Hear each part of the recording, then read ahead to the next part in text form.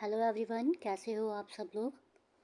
मैं ज्योति आपके YouTube channel on with Devika से। आज हम करेंगे हमारा act minimum wages act 1948।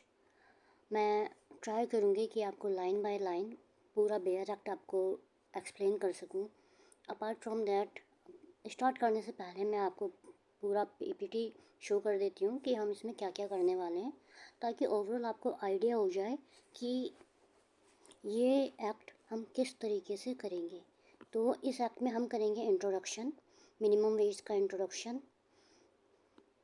History of this act, background क्या है इस एक्ट का, ये भी हम इसमें डिफ़ाइन करेंगे। क्योंकि बेसिकली क्या होता है, बहुत सारे लेक्चर अवेलेबल हैं लेकिन उनमें बैकग्राउंड और हिस्ट्री बहुत ही कम बताई जाती है। और एग्ज़ाम में क्या होते हैं कि क्वेश्चंस बन जाते हैं कि इस एक्ट का बैकग्राउंड क्या है, इस एक्ट की हिस्ट्री क्या है। तो मैं ट्राई करूँगी कि सारी हिस्ट्री हर एक्ट की आपको करवाऊँ पूरा विद सेक्शंस। और सेक्शंस भी मैं सीरियल वाइज आपको करवाऊँ। एंड ऑब्जेक्टिव क्या है इस एक्ट का, डेफिनेशंस क्या हैं अलॉन्ग विद सेक्शन।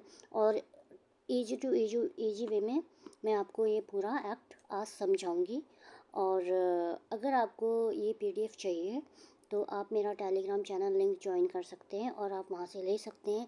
और अगर आप मेरे चैनल पर न्यू हैं तो आप चैनल को सब्सक्राइब कर सकते हैं, और लेक्चर अच्छा लगता है तो लाइक कर सकते हैं और कमेंट कर सकते हैं।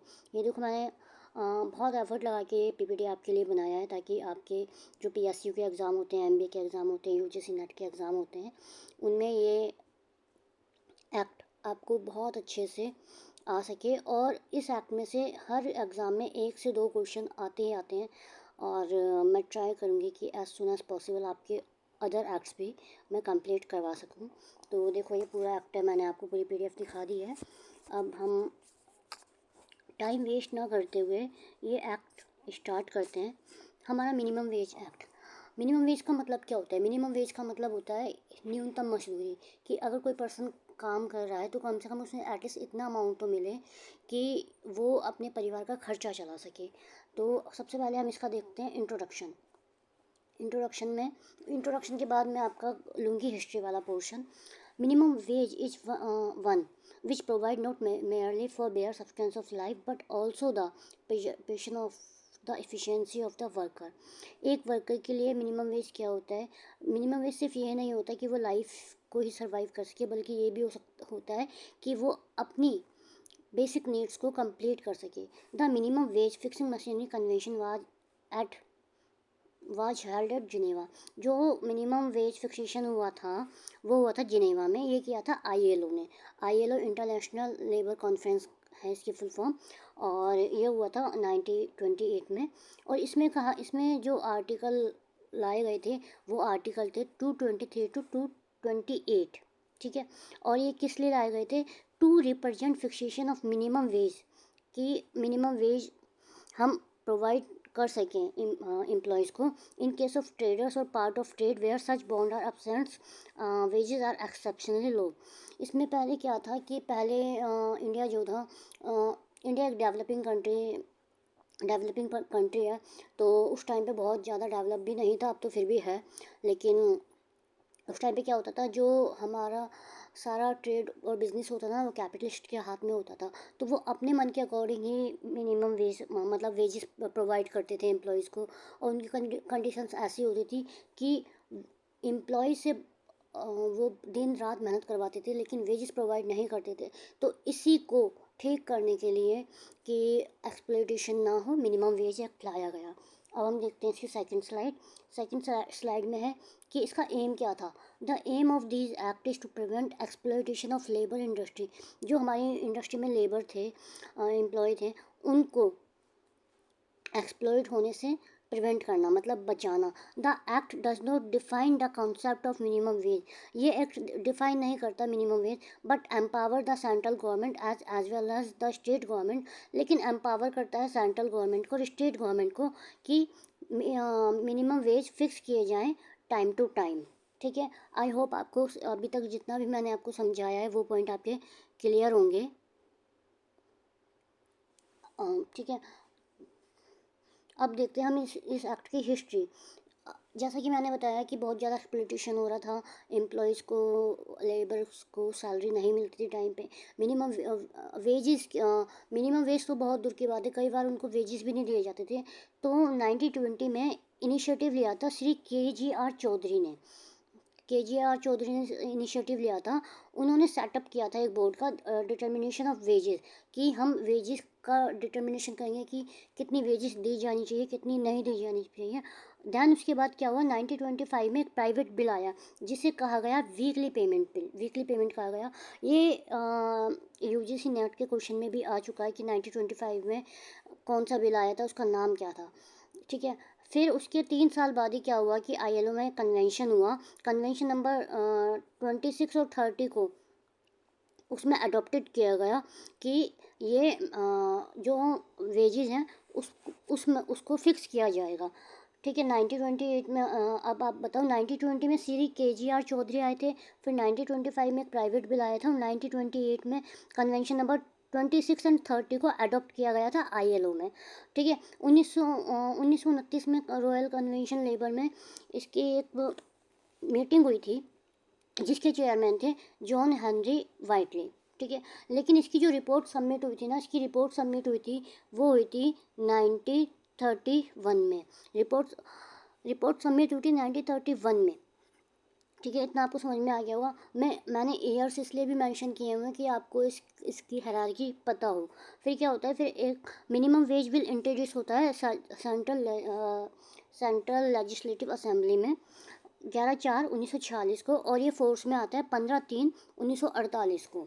ठीक है। और ये किस लिए बनाया गया था, इस एक्ट को क्यों बनाया गया था? इस एक्ट को इसलिए बनाया गया था, वेलफेयर ऑफ अनऑर्गेनाइज्ड वर्कर, जो हमारे अनऑर्गेनाइज्ड सेक्टर में वर्कर होते हैं ना, उनके लिए मिनिमम वेज रेट फिक्स करने के लिए ये बनाया गया था। अब देखते हैं इसका ऑब्जेक्टिव क्या था। इसका ऑब्जेक्टिव था टू इसका ऑब्जेक्टिव था to provide minimum wage for scheduled employment. जितने भी एम्प्लॉयमेंट शेड्यूल्ड एम्प्लॉयमेंट में आते हैं ना, उसको मिनिमम वेज प्रोवाइड करना। अब यहाँ पे ये वर्ड है जैसे शेड्यूल एम्प्लॉयमेंट आपको समझाऊंगी। मिनिमम वेज किसके लिए फ़िक्स किया जाता है? मिनिमम वेज सिर्फ उनके लिए फ़िक्स किया जाता है जो एम्प्लॉयमेंट शेड्यूल्ड एम्प्लॉयमेंट में आते हैं। इसमें लिस्ट दी गई है। इसमें शेड्यूल एम्प्लॉयमेंट 2 पार्ट में आते हैं, पार्ट 1 एंड पार्ट 2। ठीक है। पार्ट 1 एंड पार्ट 2 इसमें आते हैं। तो ये मैं आपको समझाऊंगी शेड्यूल एम्प्लॉयमेंट क्या होता है और इसका ऑब्जेक्टिव क्या था। नेक्स्ट हम देखते हैं। To provide maximum daily working hour, weekly rest and overtime. और प्रोवाइड करना था डेली वर्किंग आवर कितनी होनी चाहिए, वीकली रेस्ट हमें कितना मिलना चाहिए लेबर्स को, और to promote the welfare of worker by fixing minimum rate of wage in certain industry. ठीक है। Where labour is not organise and sweated labour is most prevalent.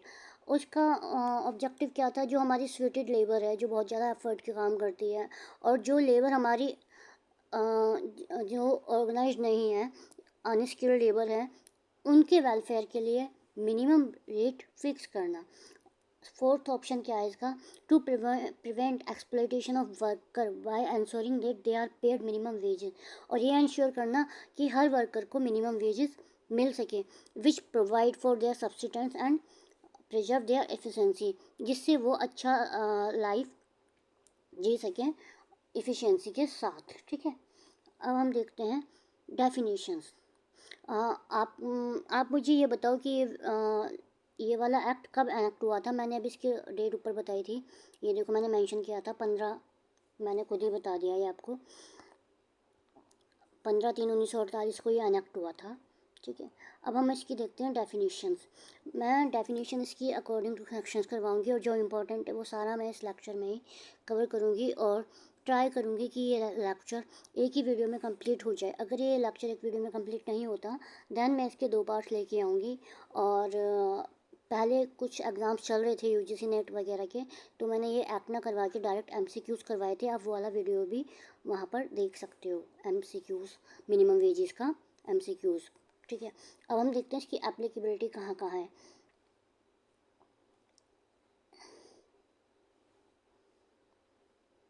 इसकी एप्लीकेबिलिटी है टू होल ऑफ इंडिया, पूरे India में इसकी applicability है, ठीक है। अब देखते हैं सेकंड डेफिनेशन, सेक्शन 2 है एडोलसेंट। एडोलसेंट क्या कौन होता है? Adolescent means a person who has completed his 14 year of age but not completed his 18 year. Adolescent का मतलब है जिसने 14 साल तो कंप्लीट कर लिए हैं पर 18 साल कंप्लीट नहीं किए हैं, ठीक है। किसी किसी एक्ट में ये एडोलसेंट की जो डेफिनेशन है, किसी किसी एक्ट में ये 15 साल भी है, तो आपको ये ध्यान रखना है कि किस एक्ट में 14 साल है और किस एक्ट में 15 साल है। अब आते हैं हम सेक्शन 2AA एडल्ट। एडल्ट का मीनिंग क्या इसमें बताया गया है? इसमें बताया गया है adult mean a person who has completed his 18 years of age. Adult का मीनिंग है जिसने 18 साल कंप्लीट कर लिए हैं, ठीक है। और एडोलसेंट का मतलब है जिसने अपने 14 साल कंप्लीट कर लिए हैं पर 18 साल कंप्लीट नहीं किए हैं। तो आप इसमें डिफरेंस, इसमें कंफ्यूज मत होना कि एडोलसेंट और एडल्ट में क्या डिफरेंस है। अब देखते हैं अप्रोप्रिएट गवर्नमेंट। अप्रोप्रिएट गवर्नमेंट क्या होती है? अप्रोप्रिएट गवर्नमेंट मैं आपको बताती हूँ, जैसे कोई शेड्यूल एम्प्लॉयमेंट है, ठीक है, वहाँ पे सेंट्रल गवर्नमेंट अगर है, जैसे वहाँ पे अगर रेलवे का काम हो रहा है या माइन का हो रहा है या फिर ऑयल फील्ड का हो रहा है या फिर मेजर पोर्ट है, तो वहाँ पे अप्रोप्रिएट गवर्नमेंट होगी सेंट्रल गवर्नमेंट। और अगर कोई शेड्यूल एम्प्लॉयमेंट है और अदर शेड्यूल एम्प्लॉयमेंट है तो वहाँ पे स्टेट गवर्नमेंट होगी। मतलब इन तीनों के अलावा कोई अदर एम्प्लॉयमेंट आता है, वो शेड्यूल एम्प्लॉयमेंट में लिस्टेड है, तो वहाँ पे स्टेट गवर्नमेंट होगी। आई होप आपको ये क्लियर हो गया होगा। ये मैंने बेयर एक्ट की लाइन बाय लाइन इसलिए कॉपी नहीं किया है क्योंकि बेयर एक्ट में बहुत टफ लैंग्वेज में ये समझाया हुआ है, तो मैंने ईजीली आपको मैंशन कर दिया है कि रेलवे, माइन, ऑयल फील्ड और मेजर पोर्ट में अप्रोप्रिएट गवर्नमेंट होती है सेंट्रल गवर्नमेंट, और शेड्यूल एम्प्लॉयमेंट इनके अलावा जो एम्प्लॉयमेंट होते हैं उनमें आती है स्टेट गवर्नमेंट। अब देखते हैं चाइल्ड, ठीक है। अब देखो यहाँ पे आपको क्या कन्फ्यूजन हो सकती है। एक डेफिनेशन हो गई चाइल्ड की, एक डेफिनेशन हो गई एडल्ट की, और एक डेफिनेशन हो गई एडोलसेंट की, ठीक है। तो यहाँ पे आपको ये कन्फ्यूजन हो सकती है। अभी मैंने आपको अडल्ट और एडोलसेंट में क्या डिफरेंस बताया था वो आप मुझे कमेंट बॉक्स में मेंशन करो, इससे आपकी प्रैक्टिस होगी और आपको रिकॉल भी रहेगा अच्छे से। अब हम देखते हैं चाइल्ड। चाइल्ड चाइल्ड चाइल्ड का सेक्शन है सेक्शन 2BB, ठीक है। Who has not completed his 14 year of age. जिसने अपनी उम्र के 14 साल कंप्लीट नहीं किए हैं वो चाइल्ड है, ठीक है। और एडल्ट क्या है? जिसने 18 साल कंप्लीट कर लिया है। एडोलसेंट क्या है? जिसने 14 साल कंप्लीट करे हैं लेकिन 18 साल कंप्लीट नहीं करे। अब हम देखते हैं हमारी next term competent authority, section 2C। ये थोड़ा अजीब लग रहा है। Competent authority section 2C। Competent authority mean, competent authority means the authority appointed by the appropriate government. Competent authority को कौन अपॉइंट करता है? अप्रोप्रिएट गवर्नमेंट अपॉइंट करती है। कैसे करती है? By notification its official gazette to ascertain from time to time. ये कैसे करती है? अपने ऑफिशियल गजट में नोटिफिकेशन लगा के निकाल कर कॉम्पिटेंट अथॉरिटी को अपॉइंट करती है। कॉम्पिटेंट अथॉरिटी का काम क्या होता है? Time to time the cost of living index, cost of living index applicable करना एम्प्लॉयज़ के लिए जो शेड्यूल एम्प्लॉयमेंट में है। अब कॉस्ट ऑफ लिविंग इंडेक्स मैं आपको बताऊंगी सेक्शन 4 में, वहाँ मैं आपको कॉम्पिटेंट अथॉरिटी बहुत अच्छे से एक्सप्लेन करूँगी। आगे देखते हैं सेक्शन 2E एम्प्लॉयर। अब जब आप बेयर एक्ट पढ़ोगे तो वहाँ पे ये डेफिनेशन बहुत टफ तरीके से दी हुई है, लेकिन मैंने इजी वे में बनाई हुई है। सेक्शन 2E एम्प्लॉयर कौन है? Employer mean any person who employ one or more employ. Employer कौन होता है? जो एक और एक से ज़्यादा एम्प्लॉय को, ठीक है, एम्प्लॉयमेंट देता है in any schedule of employment, जो शेड्यूल में मेंशन है। जैसे मान लो अगर कोई फैक्ट्री है तो फैक्ट्री में एम्प्लॉयर कौन होगा? उस फैक्ट्री का मैनेजर ऑफ दैट फैक्ट्री, ठीक है। अगर कोई गवर्नमेंट ऑर्गेनाइजेशन है वहाँ पर कौन होगा? Head of department. और कोई लोकल अथॉरिटी है तो वहाँ पे एम्प्लॉयर कौन होगा? वहाँ पे होगा CEO। अब बेयर एक्ट उठा के देख लेना, ये 3 बातें उसमें इतनी डिफ़िकल्ट लैंग्वेज में लिखी हुई हैं कि बच्चों को समझ में नहीं आती हैं। तो मेरी यही कोशिश रहेगी कि मैं आपको ईजी से ईजी वे में आपको क्लियर ये कर सकूँ। अब हम देखते हैं सेक्शन 2H वेजेस। वेजेस क्या है? Means earn remuneration capable of being expressed in term of money. तो यहाँ पर वेजेस का मीनिंग ये है कि बेसिक प्लस एच आर ए इंक्लूड होता है इसमें, ठीक है, इसलिए मैंने ब्रैकेट में ऑलरेडी मेंशन कर दिया कि बेसिक प्लस एच आर ए इंक्लूड होता है। और मिनिमम वेज में क्या होता है? मिनिमम वेज ना काइंड में पे नहीं होती, ठीक है, काइंड में मतलब काइंड में पे नहीं होती। अगर कोई कस्टमरी रूल पहले से बना हुआ है किसी ऑर्गेनाइजेशन में, तभी मिनिमम वेज काइंड में पे होगी, मतलब कैश में पे होगी, अदरवाइज कैश में मिनिमम वेज पे नहीं होती। और मिनिमम वेज ये क्वेश्चन भी पूछा गया था एक बार पेपर में कि किस आर्टिकल में मिनिमम वेज के बारे में बताया गया है, तो वो मैंने यहाँ मेंशन नहीं किया है, वो मैं आपको बता देती हूँ। आर्टिकल 43 के में मिनिमम वेज के बारे में डिफ़ाइन किया गया है, ठीक है। अब मिनिमम वेज में क्या इंक्लूड होता है? मिनिमम वेज में क्या इंक्लूड होता है? जो भी पेमेंट आपकी मिलती है ना, वो मिनिमम वेज कहलाता है, ठीक है। In term of money, all remuneration in term of money including H R A. अब क्या इंक्लूड नहीं होता, ये मैं आपको बता देती हूँ। जैसे कोई हाउस अकोमोडेशन है, वो इंक्लूड नहीं होगा। सप्लाई ऑफ फ्लाइट है, वो भी इंक्लूड नहीं होगा। और आपका पीएफ भी इंक्लूड नहीं होगा, ट्रैवलिंग अलाउंस भी इंक्लूड नहीं होगा, एंड ग्रेच्युटी भी आपका इंक्लूड नहीं होगा, ठीक है। आई होप आपको ये समझ में आ गया होगा। आप कॉपी और पेन लेके बैठो और जो जो मैं बताती जा रही हूँ आप उसके नोट्स भी बनाते जाओ, ताकि आपको at the time of exam आप अपने हैंड रिटन नोट से रिवाइज़ करो। अपने हैंड रिटन नोट से रिवाइज़ करोगे तो आपके लिए बेनिफिशियल होगा। और एग्ज़ाम में जब हम रिवीजन करते हैं तो इतना टाइम नहीं होता कि हम किसी भी टीचर की वीडियो बार बार ओपन करके उसको प्ले करें और देखें। तो बेटर होगा कि मैं आपको यही एडवाइस करूँगी कि आप अपने नोट्स भी हैंड टू हैंड बनाते रहें, क्योंकि कुछ चीज़ें ऐसी हैं जो पीपीटी में मेंशन नहीं है। मैं आपको जैसे जैसे याद आती जा रही है मैं बता रही हूँ, और कुछ तो ये आपके लिए ही बेनिफिशियल होगा। बाकी आपकी मर्ज़ी है, जैसा आपको ठीक लगे। अब देखते हैं सेक्शन 2I एम्प्लॉय, ठीक है। एम्प्लॉय कौन होता है? Employ mean any person employed for hire और reward and include an out worker. Employ कौन होता है? एम्प्लॉय होता है कि जिसको हायर किया गया है रिवॉर्ड के लिए, पैसों के लिए, वो स्किल्ड है या अनस्किल्ड है, वो भी एम्प्लॉय कहलाएगा। और मिनिमम वेज में आउट वर्कर को भी इंक्लूड किया गया है। देखो ये मैंने मेंशन किया है आउट वर्कर। आउट वर्कर कौन होते हैं? आउट वर्कर वो होते हैं जो किसी फैक्ट्री में या किसी एस्टेब्लिशमेंट में काम ना करके अपने घर जाकर काम करते हैं, वो भी आउट वर्कर कहलाएंगे, जो उस एम्प्लॉयर का काम कर रहे हैं। जैसे सपोज करो कोई मैन्युफैक्चरिंग फैक्ट्री है, वहाँ पे पैकिंग का काम वो अपने घर ले जाकर करता है, पैकिंग करता है, तो वो भी आउट वर्कर कहलाएगा और उसे भी राइट है कि उसे मिनिमम वेजेस दिया जाए, ठीक है। अब एम्प्लॉय में डज नॉट इंक्लूड, कौन इंक्लूड नहीं होता?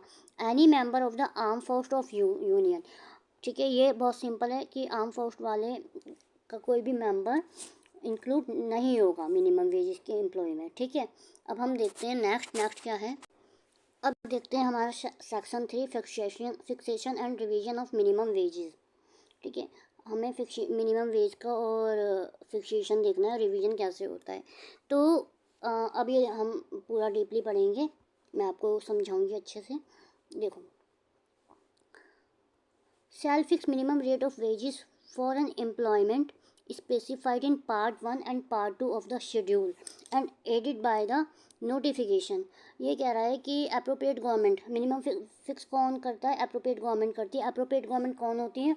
सेंट्रल के case, railway, mine, oil port के केस में अलग होती है अप्रोप्रिएट गवर्नमेंट, ये आपको मेंशन करना है। और शेड्यूल एम्प्लॉयमेंट इनके अलावा जो होते हैं उनके लिए अप्रोप्रिएट गवर्नमेंट अलग होती है। तो मिनिमम वेज कौन फिक्स करता है? अप्रोप्रिएट गवर्नमेंट करती है। कैसे करती है? वो करती है शेड्यूल्ड एम्प्लॉयमेंट के लिए के थ्रू। शेड्यूल एम्प्लॉयमेंट क्या होता है? शेड्यूल एम्प्लॉयमेंट में दो पार्ट आते हैं, ठीक है, पार्ट 1 एंड पार्ट 2। पार्ट 1 में क्या आता है? पार्ट 1 में आता है अदर इंडस्ट्रीज़। पार्ट 1 में आपका आएगा अदर इंडस्ट्रीज़, जैसे आपकी हो गई राइस की, कारपेट की, वेट की, है ना, ये मैं एग्जांपल आपको दे रही हूँ, ये अदर इंडस्ट्रीज़ हो गई। और पार्ट टू में क्या आता है? पार्ट 2 में आती है ओनली एग्रीकल्चर। आप ये याद रखना कि पार्ट 2 में आती है ओनली एग्रीकल्चर इंडस्ट्री। अब देखो पार्ट 1 में तो आती है अदर इंडस्ट्री और पार्ट 2 में आती है एग्रीकल्चर इंडस्ट्री। तो क्या होता है? पार्ट 1 में एक स्टेट में पूरी इंडस्ट्री के लिए मिनिमम वेज सेट हो सकती है। जैसे आप ये मान लो कि जैसे ये एक स्टेट है, ठीक है, एक स्टेट है। तो पार्ट 1 में क्या होगा, ये पूरी स्टेट के लिए ही मिनिमम वेज फिक्स हो जाएंगे। इतना समझ में आ गया आपको? देखो थोड़ा सा कंफ्यूजिंग है, आप लेक्चर देखोगे तो आपको समझ में आ जाएगा। और पार्ट 2 में क्या होता है, पार्ट 2 में क्या होगा, पार्ट 2 में जैसे ये 4 स्टेट हैं, ठीक है, और पार्ट 2 में हमें एग्रीकल्चर के लिए मिनिमम वेज फिक्स करनी है। तो इसमें क्या होगा कि अगर स्टेट चाहे या अप्रोप्रिएट गवर्नमेंट चाहे तो वो पार्सली फिक्स करती है, मतलब पूरी स्टेट के लिए फिक्स ना करके पर्टिकुलर एक जगह के लिए फिक्स कर देती है। क्योंकि क्या होता है, पार्ट 2 में आता है एग्रीकल्चर। मैं इसका आपको लॉजिक बता रही हूँ। आप यूट्यूब पे कोई भी लेक्चर उठा के देख लेना, इतना डीपली पार्ट 1 और पार्ट 2 किसी ने नहीं समझाया होगा। पार्ट 2 में आता है एग्रीकल्चर। अब पार्सली वेज सेट क्यों होगी, क्योंकि एग्रीकल्चर में सभी किसानों की फसल और सभी की ज़मीन एक जैसी तो नहीं होती ना, तो इसलिए पार्ट 2 में पार्शली सेट होती है और पार्ट 1 में पूरी तरह सेट होती है, मतलब पूरे स्टेट के लिए सेट होती है। मिनिमम वेजेस में कितने शेड्यूल होते हैं, मिनिमम वेजेस में होते हैं 1 शेड्यूल्ड, इसमें 1 शेड्यूल होता है मिनिमम वेज में, और पार्ट होते हैं 2। तो ये क्वेश्चन भी पूछा गया है, आप ये चीज़ सब नोट डाउन करते जाओ ताकि आपको प्रॉब्लम ना हो, ठीक है। अब आगे देखते हैं, आगे इस लेक्चर में क्या है। देखो, अप्रोप्रिएट गवर्नमेंट में fix rate for the state, ये मैंने आपको बताया कि पार्ट में भी फिक्स कर सकती है और फॉर एनी स्पेसिफिक स्टेट, ठीक है। और instead of fixing minimum rate of wages for whole state, और होल स्टेट के लिए किस में करेगी ये आपको मेंशन करना है, पार्ट 1 में करेगी या पार्ट 2 में करेगी, और पार्शली किस में करेगी, पार्ट 1 में, पार्ट 2 में आपको मेंशन करना है। अभी मैंने जस्ट अभी 2 मिनट पहले आपको बताया है, तो आपको मेंशन करो आप। और कितने टाइम में मिनिमम वेज रिवाइज होते हैं, तो वो होते हैं नॉट एक्सीडिंग 5 ईयर, ठीक है। Appropriate government shell review and revise eight interval not exceeding 5 year, 5 year से ज़्यादा का टाइम नहीं होना चाहिए। अब हम देखते हैं section 3 sub clause 2, fixation of minimum wages. Fixation of minimum wages, minimum wage कैसे फिक्स होता है, किन तरीक़ों से फिक्स होता है, तो ये फिक्स होता है ए मिनिमम टाइम रेट पे फिक्स हो जाता है, ठीक है। मिनिमम पीस रेट पे भी फिक्स हो जाता है, गारंटी रेट पे भी होता है और ओवर टाइम रेट पर भी होता है। गारंटी टाइम रेट पे क्या होता है, सॉरी, देखो गारंटी टाइम रेट उनका भी मिलता है, मैं इसका बता रही हूँ आपको, गारंटी टाइम रेट उनका भी मिलता है जो पीस वर्क पे काम करते हैं। ये भी क्वेश्चन आया हुआ है, जो पीस वर्क पे काम करते हैं, मतलब ये होता है कि मिनिमम उनको 300 पीस बनाने हैं। अब एग्जांपल देखो, मैं आपको एग्जांपल समझा रही हूँ, इसे रब कर देती हूँ। मिनिमम आपको 300 पीस बनाने हैं, ठीक है, और कितने बनाने हैं, 10 रुपये के हिसाब से। तो कितने हो गए आपके, 3000 रुपये हो गए, है ना, 3000 रुपये हो गए।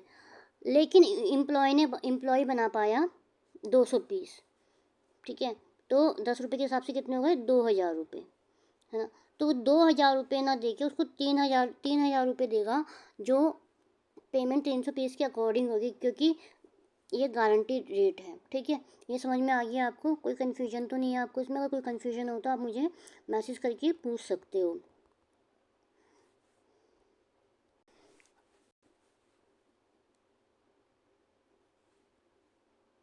आई होप आपको ये क्लियर होंगे। गारंटी रेट मैंने आपको समझा दिया, मिनिमम पीस होता है कि जितने जितने पीस बनाए उसके हिसाब से, और गारंटी रेट के हिसाब में बताया था कि आप गारंटी रेट में मिनिमम पीस के हिसाब से भी दे सकते हैं, ओवर टाइम के हिसाब से, मतलब अगर वो ज़्यादा काम कर रहा है, और मिनिमम टाइम रेट मतलब जो कंपनी ने फिक्स किया है मिनिमम टाइम, कितने टाइम काम करना होगा उसके हिसाब से।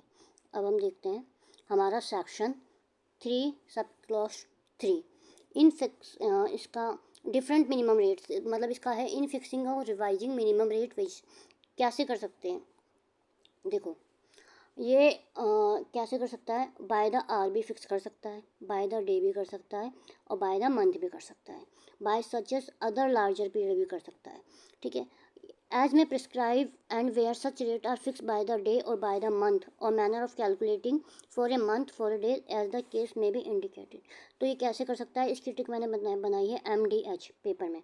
MDH से आप ऐसे याद रख सकते हो, बाय द मंथ भी फिक्स होती है, बाय द डे भी होती है, बाय द आवर भी होती है। पेपर में एक बार पूछा गया था, उसमें ऑप्शन दिया गया था बाय वीक, तो इसमें बच्चे कंफ्यूज हो गए थे, ठीक है। अब आप मुझे ठीक है, ये हो गया आपको। और ये कैसे कैसे होता है अब मैं आपको बता देती हूँ, अगर मैंने PPT में मेंशन नहीं किया होगा तो। सॉरी मैं मेंशन करना भूल गई हूँ, मैं आपको बता देती हूँ। सेक्शन 3 सब क्लॉज 2 में एक चीज़ और है, ये और किन तरीक़ों से फ़िक्स होता है, तो ये होता है डिफरेंट शेड्यूल एम्प्लॉयमेंट के में भी फ़िक्स होता है, और different class of work in same schedule में भी फ़िक्स होता है। ये एडोलसेंट, अडल्ट, चिल्ड्रन और अप्रेंटिस के लिए भी फ़िक्स होता है, और ये डिफरेंट लोकेलिटीज़ के लिए भी फ़िक्स होता है। तो ये आप नोट डाउन कर लेना, बाकी जब मैं आपको ये पीडीएफ प्रोवाइड कराऊँगी तो मैं इसमें ऐड कर दूँगी, ठीक है। अब हम देखते हैं हमारा section 4, minimum rate of wages. Minimum rate of wages क्या है सेक्शन 4 में, ये 3 तरीके से फिक्स करती है, ठीक है। मिनिमम रेट ऑफ वेजेस ये मैं आपको बताती हूँ। एक होता है बेसिक प्लस स्पेशल अलाउंसेस। जब भी गवर्नमेंट मिनिमम वेज फिक्स करती है ना, तो अप्रोप्रिएट गवर्नमेंट क्या करती है, बेसिक देखती है प्लस स्पेशल अलाउंसेस देखती है, जो which vary with the cost of living index. Cost of living index होता है, हर सिटी का कॉस्ट ऑफ लिविंग इंडेक्स अलग होता है, ये डिफरेंट करता है स्टेट टू स्टेट या अदर सिटी टू सिटी। जैसे आप दिल्ली में रहोगे तो वहाँ का कॉस्ट ऑफ लिविंग इंडेक्स अलग है। आप मुंबई में जॉइनिंग लेते हो तो वहाँ का कॉस्ट ऑफ लिविंग इंडेक्स अलग है, मतलब मुंबई में महंगाई ज़्यादा है तो वहाँ का कॉस्ट ऑफ लिविंग इंडेक्स अलग होगा, दिल्ली में कम है तो दिल्ली का कॉस्ट ऑफ लिविंग अलग अलग होगा, ठीक है। सेकंड वो देखती है basic plus cash value of concession supply of materials, कि हमारे जो मटेरियल है लाइक फूड क्लोथ, उनकी कैश वैल्यू को ध्यान में रखती है, जो कंसेशनल होती है, जो अप्रोप्रिएट गवर्नमेंट डिसाइड करती है कि इतने कैश वैल्यू का आप दे सकते हो। And third one is and all inclusive rate which is include, जिसमें थर्ड में क्या होता है, बेसिक होता है, कॉस्ट ऑफ लिविंग इंडेक्स होता है, कैश, ये तीनों होते हैं। तो इन समरी मैं ये कहना चाहती हूँ कि मिनिमम वेज फिक्स करते टाइम अप्रोप्रिएट गवर्नमेंट क्या क्या चीज़ों को ध्यान में रखती है, बेसिक रेट ऑफ वेजेस को ध्यान में रखती है, कॉस्ट ऑफ लिविंग इंडेक्स को ध्यान में रखती है, स्पेशल अलाउंसेस को ध्यान में रखती है, और कैश वैल्यू ऑफ कंसेशन को ध्यान में रखती है, ठीक है। तो ये क्वेश्चन भी पेपर में पूछा गया है, मैं आपको हैंड टू हैंड बताती भी जा रही हूँ कि क्या क्या क्वेश्चन पूछे गए हैं।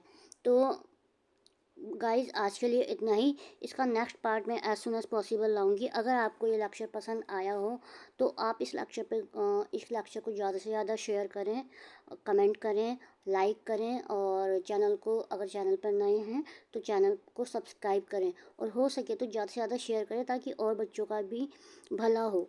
अगर आप किसी का भला करते हो तो भगवान आपका भला करता है। तो तब तक के लिए bye bye guys. I hope आपको ये लेक्चर पसंद आया हो, मेरे पढ़ाने का तरीका आपको अच्छा लगा हो। Thank you watching my channel, and thank you for your kind cooperation. Bye bye.